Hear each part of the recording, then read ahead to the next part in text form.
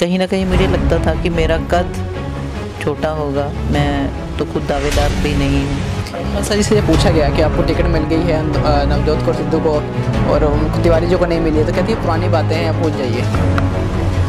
जब जिसको टिकट मिल जाए तो वो तो उसके लिए तो नई बात ही है, पुरानी बातें वाकई भूल जानी चाहिए। चंडीगढ़ कांग्रेस की तरफ से पवन बंसल को टिकट दी गई है। 3 दावेदार खड़े थे, लेकिन सामने जो टिकट है उनको पवन बंसल को ही मिली।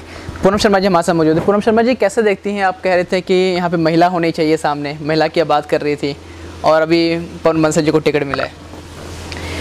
मैं समझती हूँ कि हमारी पार्टी ने ये बहुत बड़ा दावा किया था कि 50% महिलाओं की भागीदारी होनी चाहिए, तो उसके तहत मुझे भी लगा कि यूटी का एक सीट है, इतने सालों से पुरुषों को मिल रही है तो महिलाओं को मिले तो बहुत अच्छा हमें लगेगा।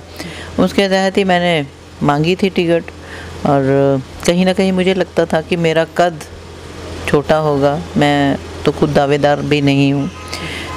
तो फिर नवजोत कौर सिद्धू जी आए, तो अब पार्टी ने क्या देखा या उनका क्या क्राइटेरिया होगा या उनका सोचने का क्या नज़रिया होगा, इस पर तो मैं नहीं बता सकती। पर अब उनको मिली है तो कांग्रेस एकजुट होकर काम करे और इलेक्शन जीते हैं। महिलाओं को आगे लेके आने में आपका काफ़ी योगदान रहा, काफ़ी टाइम से मेहनत भी करते आई हैं, काफ़ी प्रोटेस्ट भी आपने किया, प्रेस कॉन्फ्रेंस भी किया है, लेकिन फिर भी जाके आपकी बात नहीं सुनी गई है। मेरा जो मैं महिलाओं की लीडर बनती हूँ तो मुझे उनकी आवाज़ उठाने में ये मेरी ड्यूटी है, मेरा कर्तव्य है, लेकिन उसका रिज़ल्ट क्या है उस पर तो मैं नई भागीदारी दे सकूँगी। मेरी आवाज़ उठाई थी मैंने और वाजिब जवाब थी कि बीजेपी अगर पहल कर सकती है, गुलपनाग को आम आदमी पार्टी ने पहल की, तो मैं आज भी कहती हूँ कि कांग्रेस को भी पहल करनी चाहिए थी। इस बार नवजोत कौर सिद्धू जी के साथ अब रहते ही ज़्यादा, अभी टिकट नहीं मिली है, कहीं ना कहीं नाराज़गी भी उनके मन में होगी।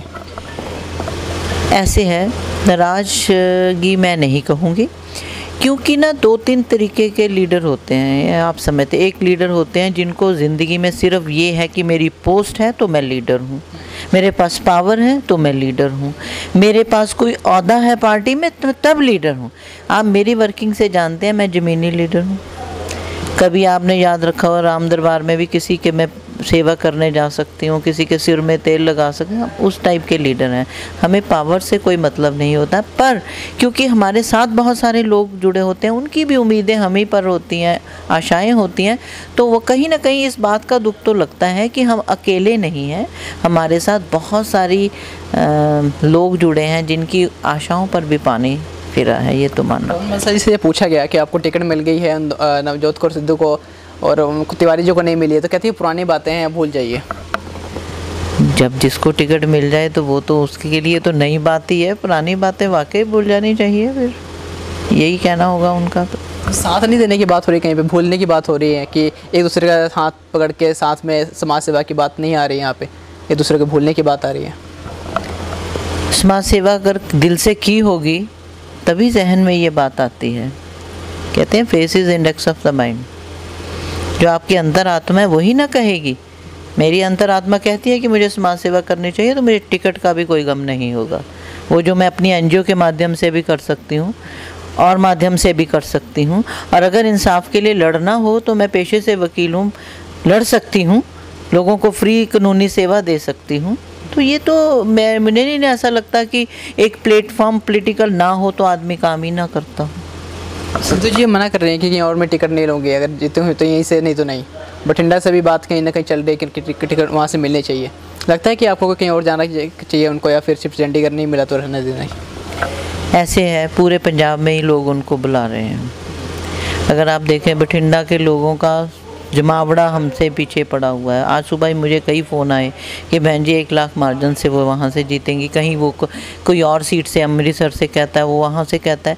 तो ये मैं समझती हूँ कि इनको इस पर बैठ के यही सोच सकता है परिवार के हमको कहाँ से बेनिफिशियरी, या लड़ना है या नहीं लड़ना, ये तो वही बता सकते हैं। मैं तो एक सिपाही, मुझे जहाँ से बोलेंगे मैं समाज सेवा करनी है, जहाँ भी हो मैं करती हूँ। आप उनके ज़्यादा करीबी रही हैं, आप उनके हर एक दुख सुख में आप साथ खड़ी रही हैं, इसलिए आपको उनके बारे में ज़्यादा पता होगा कि अभी उनके जो मनोभाव कैसा है, क्या सोचते हैं आगे के फ्यूचर के बारे में। क्योंकि 5 साल का कार्यकाल है, एक बार टिकट मिल जाती है, जीत जाते तो फिर 5 साल सीट पर रहते हैं, और नहीं होती फिर 5 साल खाली बैठना पड़ता है। मैं उनकी फितरत को बहुत अच्छी तरह जानती हूँ। कि वो सेवा करने में ही विश्वास रखती हैं, पहली बात। दूसरी बात, वो अपने वर्कर्स को, अपने साथियों को बहुत मानती हैं।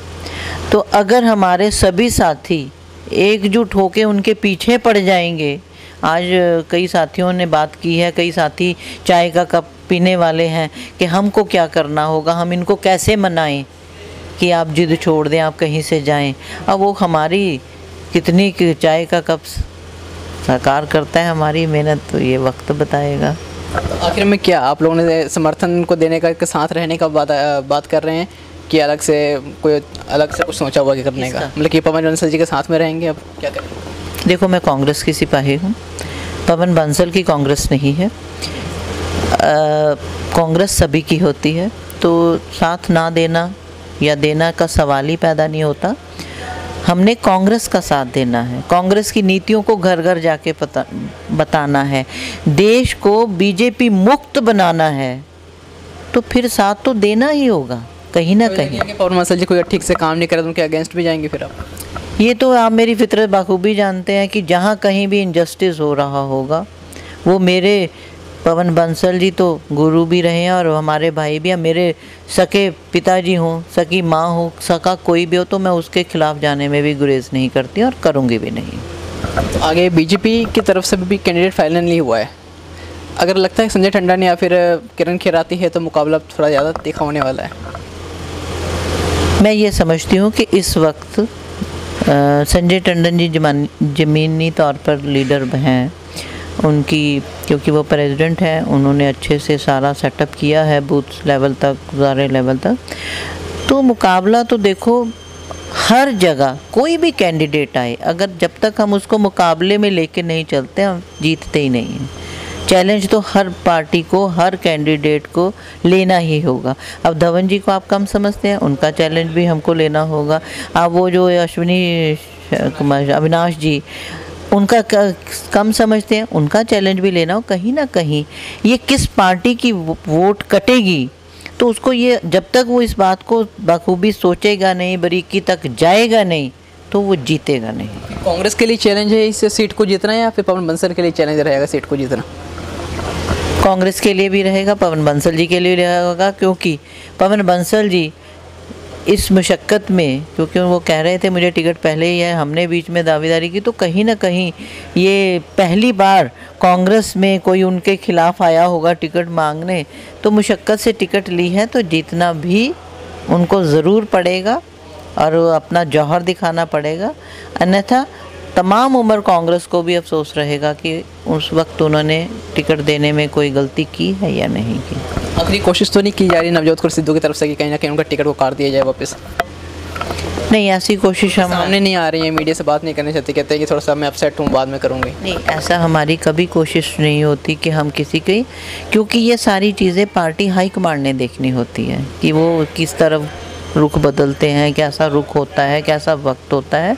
हम तो वर्कर हैं, हम ये समझते हैं कि अगर पवन बंसल जी को चाहिए होगा कि एक पैरेलल हमने चलाया था सब सेटअप, तो वो उनसे बात कर सकती हैं और उनके साथ मिल के बातचीत करें, उनको हर अपने कार्यक्रम में शामिल करें, तो अच्छा लगेगा। अगर वो इग्नोर करेंगे तो पब्लिक इग्नोर करने में देर नहीं लगाती।